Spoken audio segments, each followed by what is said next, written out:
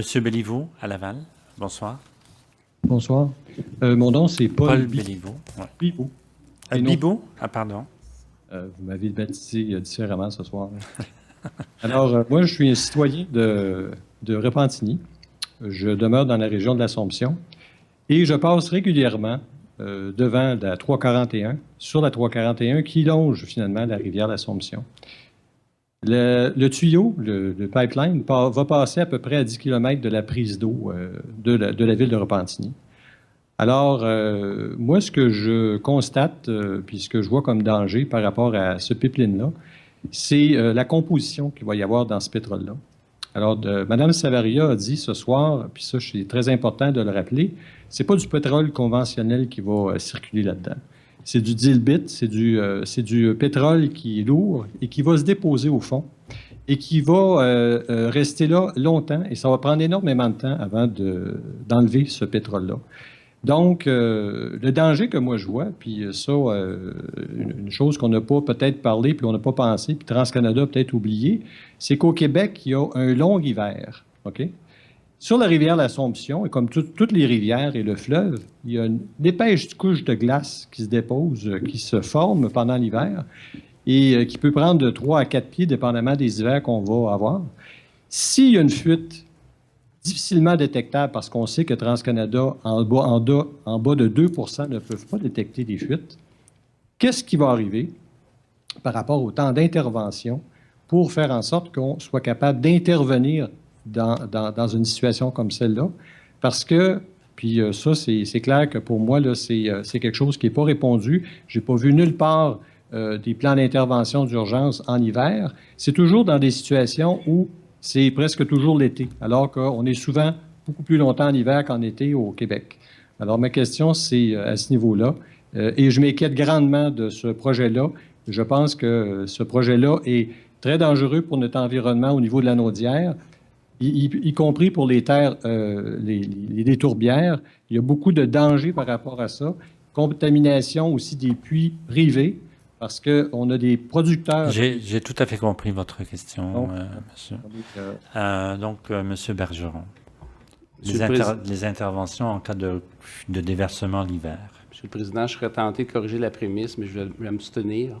Allez-y. Non, mais je veux dire, quand on dit qu'on ne peut pas détecter une fuite de moins de 2 je crois qu'avec le système multicouche qu'on a en place, on est amplement capable de le faire. Je vais laisser M. Grenon expliquer comment on procède pour les interventions d'urgence en hiver avec la glace. Merci, M. le Président.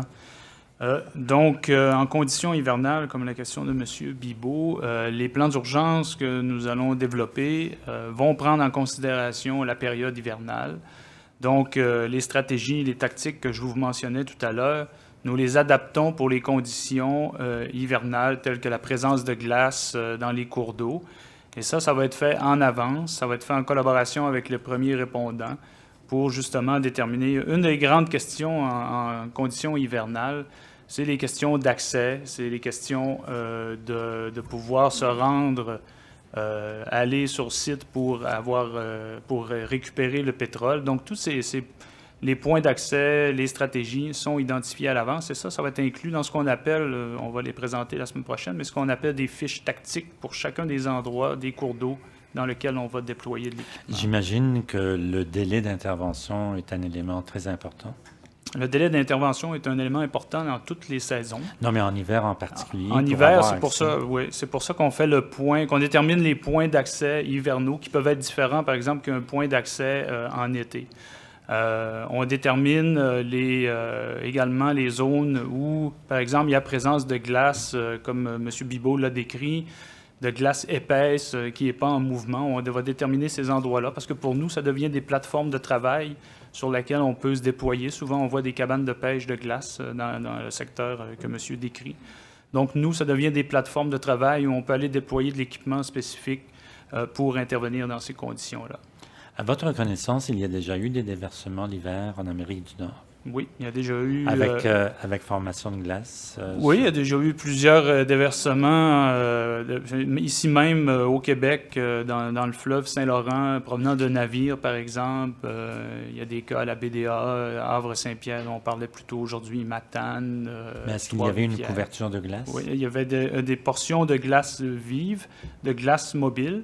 Il y a aussi dans des cours d'eau des cas où c'est arrivé, où de glace, une couverture de glace solide là, qui n'est pas en mouvement, c'est arrivé également. Donc, nous aurons l'occasion d'en discuter, j'imagine. Madame Grandbois. Juste en complément, M. Bibeau, en complément de l'information de M. Grenon, on va avoir une session mon Dieu.